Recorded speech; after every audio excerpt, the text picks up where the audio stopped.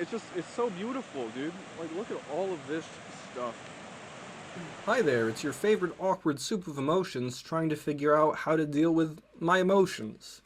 You know, sometimes you see a person or have a recurring thought pattern that really gets the pot of soup that's in your noggin to start boiling and bubbling, and you want to pop your lid, but you can't, you shouldn't. You gotta keep yourself in a nice, happy state of being, because that's where you want to be, in a nice, happy state of being. This is not to say that if you're not happy all the time, you're failing in some way. Happiness is not the natural state of being. The natural state of being, I think, is seeking survival, which as humans we've hopefully got a good handle on society wide. You know, there's not too many tigers out there hunting the streets, and there isn't too much starvation in my experience, but that's a very biased perspective. You know, people who've starved to death would probably have much more strong opinions about that. Historically, obesity taking people out is a more recent development. But that was just to say that happiness, you don't always need to be seeking happiness if you're not happy. You're allowed to be unhappy. You're allowed to feel your feelings. It's just not a good idea to loom in those negative emotions for long at all. Looming at all is kind of a bad. Ugh. You should feel the feeling. You should think about it, and then get on with your life. You don't need to rationalize all of your emotions. Your brain is going to try to do that whether your emotions have basis in reality or not. You could find somebody on the street looking a little awkward, and then might be more likely to nitpick him and criticize his picking his nose. But if it was a beautiful woman picking her nose, you might not have a problem, or maybe vice versa. Maybe you judge beautiful people more harshly, where an ugly person you'd be like, ah, yeah, that tracks. You're picking your nose. But he could be a beautiful man and an ugly woman too, or beautiful and ugly non-binary people. Just kidding. Ugly non-binary people don't exist. Pro tip: if you're ugly, just become non-binary. That's 90% a joke. The 10% that is true is that, like, at a certain point, looking trashy becomes its own aesthetic. It's no longer trashy. This is coming from somebody with fish hooks in their face, and I think it fits my aesthetic. I'm also a big fan of plaid and stripes together. Flannels rock. I have fish shoes and lobster shoes. Those are a good time. Maybe it's not trashy. Maybe it's just the confidence in your look and committing to a look. But I'm not your favorite fashionista sister. But I'm also attractive without the fish hooks, I think. But you might think I'm ugly. And if you do, that's okay. I don't give a fuck. I bet you look like Roz. You didn't file your paperwork.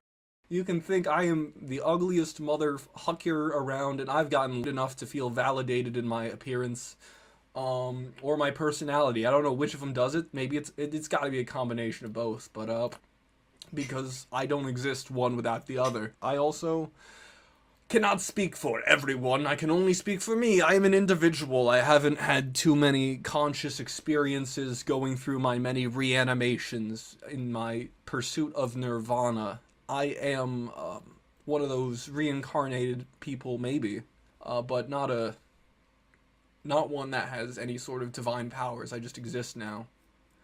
I think reincarnation is a cool theory. That's the one I would go with if I got a choice. That, or if I had to guess which one was actually really real, I would go with a simulation theory of some kind. But none of us know what lies after, or what we even are. What was the origins? The best we got with the good old scientists are saying it appeared from nowhere, which I think makes about as much sense as a guy made it from nowhere if it just came from nowhere on its own. Because neither really makes sense. It's just such a grand, magnificent occurrence that kind of warps the mind of the feeble resulting creatures that try to figure it out. Like, it was not there at all, and then in fractions smaller than a second, fractions of a second smaller than a millisecond are just the time it takes for galaxies to form is crazy. I should look into that someday, but that day is definitely not today. Today we are chilling in the creek. I am letting the salt wash out of my body and down the river, down the creek. This is my desalination protocol. This is how I remove the salt from my body when it is coursing in my blood. This will not actually lower your literal sodium levels, but your metaphorical sodium levels should be nearly depleted by the time you are done with a creek visit. If you have a different place to meditate, that's just as valid, if not more valid, because it's your place to meditate. What's important is it works for you. I like to desalinate in the creek, and I don't know which of the natural creatures I feel the strongest kinship with, but frogs are up there. I'm praying that Friday can save me from burnout. The next 2 days look pretty rough, and then Friday looks like it's a bit of a jog, but compared to the I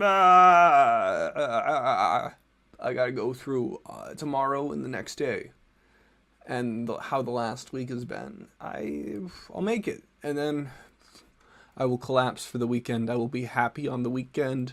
I will go to a cider tasting on the weekend, because why not? I really like the cider I tested from that booth, and I'm like, hey, I might as well go out and see what they got. And I should also get back into fermenting myself. Geez, I have that bucket I have not touched in half a year, maybe longer, and I also have a pumpkin pie wine that's been in a gallon carboy for almost a full year now. It's crazy. It's crazy. It tasted terrible last Halloween, so maybe this Halloween it'll finally taste okay. I've really let myself fall behind on fermenting. I've changed for the worse there. I used to be doing this thing really regularly, and then I changed and I do it less regularly. I'm in an exploratory phase with myself and my hobbies.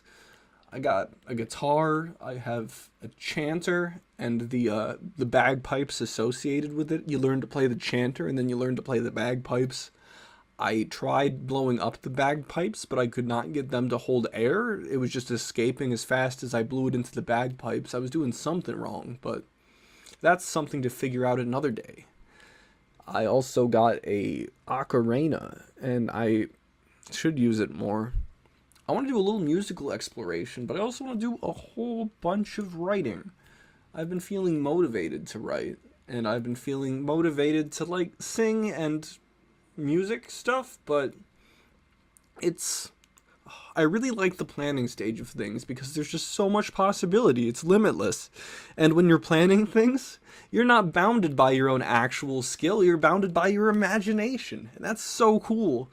But then when it comes time to try and bring your thoughts into reality, you see the slop your hands fabricate and you get discouraged. That's why so many people give up on drawing, is because they have the mental image of a horse, and then they're like, all right, I'm going to put this on a paper, and then it looks like a paper clip with wings, and you're like, what the, I was drawing a horse. I have this idea of a horse in my head, but two things are going on. One, use a reference image, and don't feel bad that you're copying.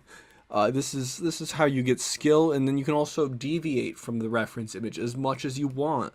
But the reference image is there to give you an idea of give you an active idea of the proper proportions and where the line should go. So instead of drawing a tall dog, you draw an actual horse.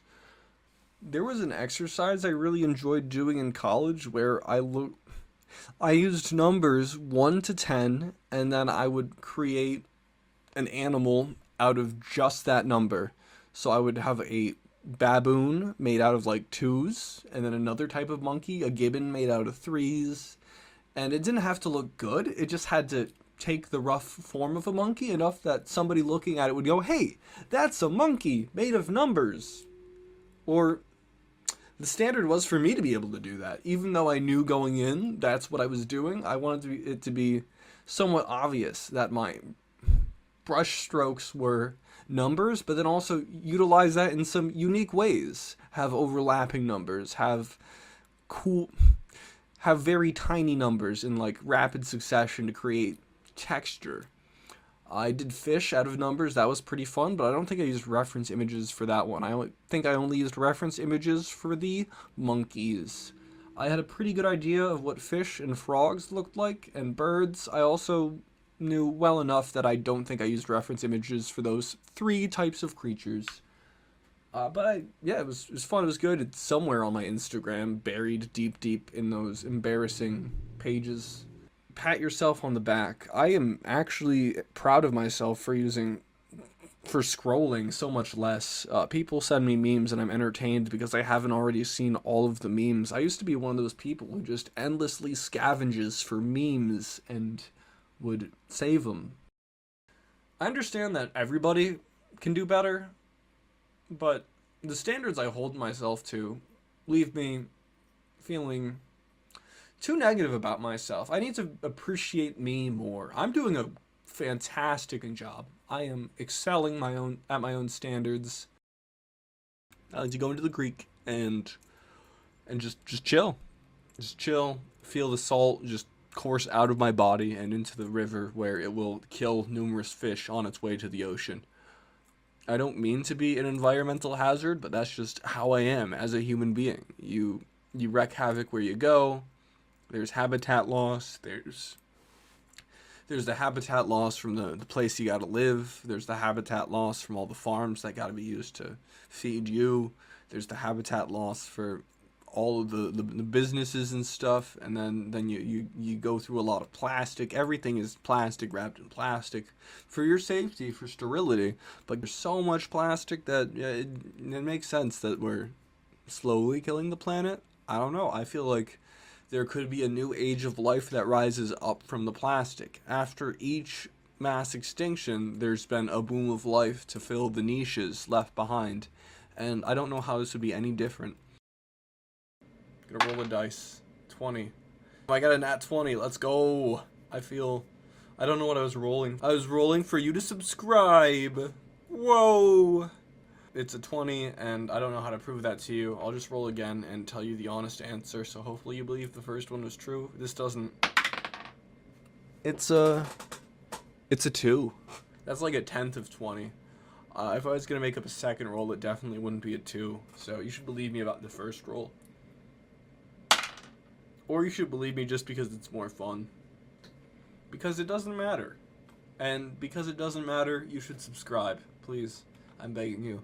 I'm in the creek for you. My dear no, I'm in the creek for me. But I'm showing you the creek for you to share the experience of creek going. And I hope you find a creek or a place in nature that brings you great joy, that helps you feel relief when you are overburdened with emotions, with anxieties, with stress. The nature will hopefully be there until we can find a way to turn it into buildings. This creek still stands.